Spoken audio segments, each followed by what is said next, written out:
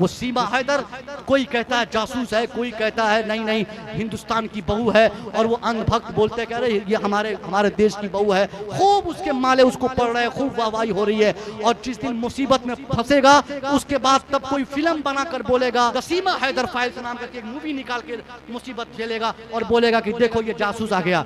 आज हम लोग चीख चीख के कह रहे हैं कि सीमा हैदर को उनका मुल्क वापस करो, ये जासूस रहे ना रहे, मगर हमारे हिंदुस्तान को ये कबूल नहीं है। क्योंकि जो भगोड़ी हो, जिसको अपने शौहर की मोहब्बत पर एतबार न हो, जो 4 बच्चों को साथ रखकर उसके मुस्तकबिल को तबाह कर देता हो, वो अगर जासूस नहीं भी है तब भी हमारे मुल्क को वो काबिल कबूल नहीं है। हमारा मुल्क मोहब्बत की बातें करता है, हमारे मुल्क में शौहर और बीवी में मोहब्बत पाई जाती है। हिंदुस्तान के लोग, हिंदुस्तान की खवातीन अपने शौहर को, जो गैर मजहब के लोग हैं, किसी भगवान से कम नहीं समझते। मगर ताज्जुब की बात है वही लोग जो अपने समाज में अपने शौहर को भगवान का दर्जा देते हैं और दूसरे की बीवी को वो अपनी बीवी बनाने पर तुले हुए और कहते हैं ये तो हमारी बहू है। लानत है ऐसी सोच वालों पर जो उसका इस्तेमाल कर रहे हैं और जो उनको उनके मुल्क भेजने पर ताकीद कर रहे हैं। साहब ये कितनी बड़ी फॉल्ट और कितनी बड़ी चूक है हमारे हिंदुस्तान के उन नेताओं की जो लोग अपने अपने पहरेदारों को सीमा पर बिठाया है।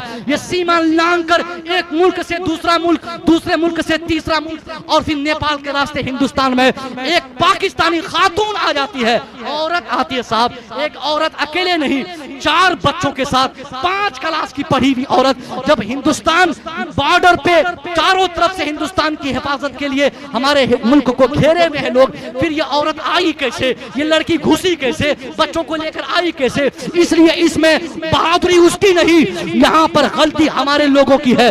हमारे लोग कहाँ थे? ये लोग जब बोलते हैं कि जब से हमारे साहब आए हैं हिंदुस्तान की क्या कमान संभालने के लिए, हमारे सीमा का सुरक्षा बढ़ा है, हमारा सीमा मजबूत हुआ है, हमारे मुल्क मजबूत हुआ है, ये सारे दावे धरे रह जाते हैं जब एक खातून 4 बच्चों को लेकर 5 क्लास पढ़ी हुई बगैर किसी संकोच के डायरेक्ट हिंदुस्तान आ जा रही है। ये इस बात की दलील है कि नेता हमारे टैक्स का पैसा खा रहा है मगर हमारे मुल्क की रक्षा करने में ये नाकाम है, इनसे रक्षा नहीं हो पा रहा है और अपनी गलती छुपाने के लिए ये सीमा को अपनी बहू बता रहा है, सीमा की तारीफ कर रहा है, सीमा की वाहवाही कर रहा है।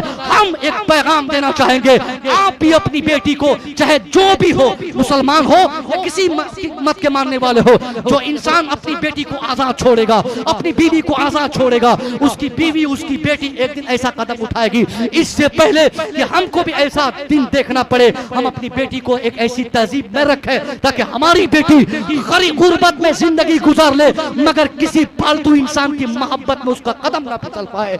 हमारी बेटी अपने शौहर, अगर वो गरीब हो तो क्या हुआ, हमारी बेटी अपने शौहर की मोहब्बत में उस गुर्बत को अपनी जिंदगी का बेहतरीन नमूना समझकर अल्लाह से ये कहे, अल्लाह मेरी किस्मत में अमीर तरीन शौहर नहीं था तो क्या हुआ, जो टूटा फटा तूने दिया है, इसी से मोहब्बत मेरी, इससे मोहब्बत मेरी सलामत रहे, यही तुमसे दुआ। शौहर से मोहब्बत ये इस्लाम बताता है, बीवी के हुकूक शौहर के लिए, शौहर के हुकूक बीवी के लिए। जिस दिन सीमा हैदर कोई कहता है कि मुसलमान है, मैं तो कहीं से उसके अंदर इस्लाम नहीं देख रहा हूँ साहब, कहीं से। अभी एक छोटी सी क्लिप किसने दिखाया था, कलिमा पढ़ रही थी, बहुत घबरा कर ला इलाहा इल्लल्लाह बोली, जैसे इसका कई दिन याद करने के बाद। अब बताइए कि ये मुसलमान नहीं है, ये हैं वही लोग हैं।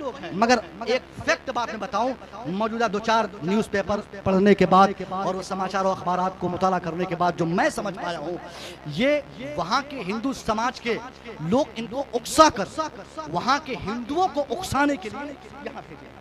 देखिए कोई घटना जब होती है, उस घटना के बाद सबसे पहला रिएक्शन जो होता है, सबसे पहला रिएक्शन जो होता है, यही समझा जाता है कि उस घटना की बुनियादी वजह वही रही होगी। सीमा हैदर के यहाँ आने के बाद पाकिस्तान के गुंडों और आतंकवादियों ने वहाँ पे धमकी दिया कि यहाँ के हिंदू समाज को हम मारेंगे, यहाँ पे हिंदुओं के इबादत गाहों को तबाह करेंगे। तो इसका मतलब मैं समझ गया, यही सिविल वॉर के लिए वहाँ से तैयारी करके उनको यहाँ भेजा गया ताकि 2024 की तैयारी की जाए, पाकिस्तान में लड़ाई हो, हिंदुस्तान का रिजल्ट अच्छा हो जाए। वो अपना रिजल्ट बनाने के लिए उस पार से इस पार तक ये ताल्लुकात मजबूत कर रहे हैं ताकि वहां पर मंदिरों को तोड़ने की बात करे तो ये दुश्मन यहाँ की मस्जिदों को तबाह करने की बात करेगा। सिर्फ यही मुद्दा है, बाकी कोई मुद्दा नहीं। और हम अपने मुल्क की रक्षा करने को तैयार हैं। हम दुआ करेंगे कि अल्लाह हमारे मुल्क को इन खबीसों से महफूज रखे, हमारे मुल्क की सीमा को कि अल्लाह हिफाजत फरमाए, कोई बदनजर हमारे मुल्क के सीमा के अंदर दाखिल ना हो पाए, चाहे वो सीमा हैदर हो या सीमा कोई दूसरी सीमा हो। मैं दुआ करूंगा मौला ताला हमारे मुल्क के, हमारे मजहब के, हमारी फिक्र के जो भी हामिल हैं, जो भी इस फिक्र के मालिक हैं, अल्लाह सबको। बेटी को अगर कुछ नहीं मिला तो तरबियत नहीं मिली, बेटे को अगर कुछ नहीं मिला तो तरबियत नहीं मिली। अल्लाह का नाम नहीं सिखाया, लड़की फलां की चली गई, लड़की फलां की, वो गई नहीं है मेरे भाई। आपने जाने का सामान पैदा किया था, उसको अंग्रेजी स्कूलों में पढ़ाया, उसकी उम्र को आपने बढ़वाया, उम्र उसकी बहुत बढ़ गई। उस लड़की के कदम बह के नहीं, आपने उसका इम्तिहान लिया। आपने बचपन से उसको गंदी तस्वीरें दिखाई। माँ बैठी है, माँ के बराबर में एक लड़की और उसकी बैठी है छोटी सी, वो देख रही है कि फिल्म चल रही है, बाप बेहया वहीं बैठा है, बाप भाई बेहया वहीं बैठा है।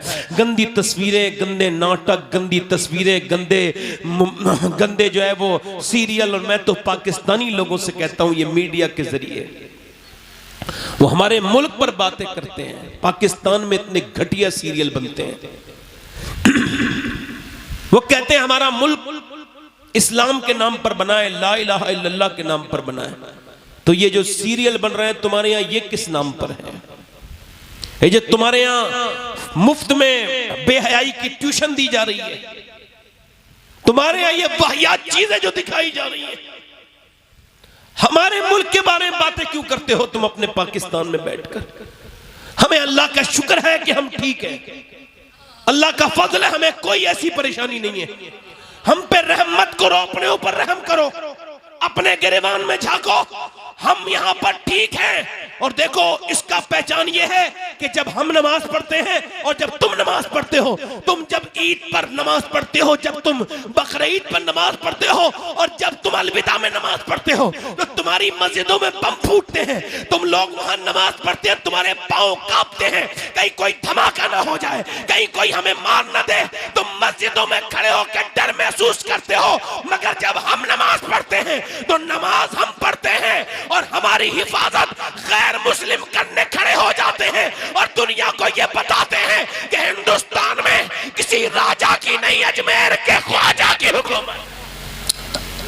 तुम्हारे घरों में ये जो तुमने जो ये फरोग दिया पाकिस्तानियों, मैं पाकिस्तान के जो उलमाए अहले सुन्नत हैं, उलमाए हक हैं, उनकी कद्र करता हूं, मगर बाकी जो वहां के बदतमीज हैं, जो यहां हिंदुस्तान के बारे में बात करते हैं, वो अपने मुल्क को देखें, अपने यहाँ की बेहयाइयां खत्म करवाएं।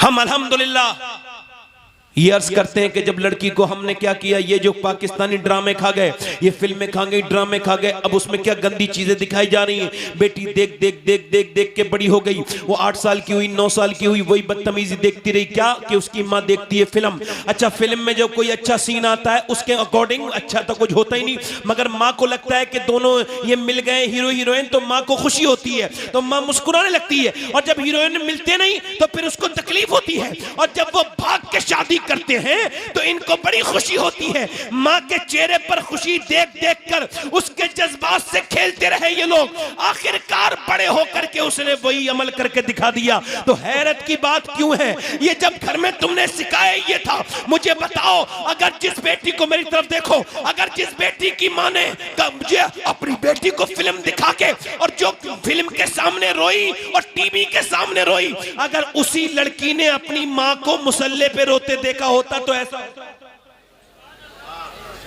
ऐसा होता बोलो सुभान अल्लाह। अच्छा, बचपन में अगर दीन दिया होता, बोलो दीन दिया होता बचपन में, तो ऐसा होता? कभी ऐसा होता? अच्छा, बेटियों को यही नहीं पता कि वो कहां से क्या, उनको तो ये पता है फला हीरोइन ये, फला ये, फला ये। अच्छा, मैं बता रहा हूं, अगर 5 साल की बच्ची, 3 साल की बच्ची, 2 साल की बच्ची, अगर आपने 5 साल की बच्ची को पर्दा सिखा दिया ना आपने सर पे, तो वो मरते मर जाएगी, मगर पर्दा छूट नहीं सकता उसके अंदर से। ये तजर्बा है। मैं आपको बता रहा हूं, मैंने अपनी आंखों से देखा। एक औरत इंतकाल कर रही थी हमारे खानदान की, तो वो जवान थी, 33-34 साल की उम्र थी, और वो दिल्ली में उसकी रूह निकलने वाली थी। उसका इंतकाल होने वाला था। जब डॉक्टर आया ना तो उसने अपने दुपट्टे को संभाल के अपने आप को ढकना चाहा, मगर इतना वक्त नहीं था उसके पास, उसकी रूह निकल गई, दुपट्टा वहीं गिर गया। मगर ये बात समझ में आ गई कि अगर बचपन में पर्दा करा दिया जाए तो रूह तो निकलती है मगर हया कभी नहीं निकलती, अगर बचपन में करा दिया जाए। अब मेरी तरफ तवज्जो करें जरा, मैं आपसे जो अर्ज कर रहा हूं मेरी तरफ देखिए। अल्लाह के पैगंबर हैं, पैगंबर इस्लाम की बेटी का नाम क्या है? बोलो सैयदा, जल्दी बोलो, सैयदा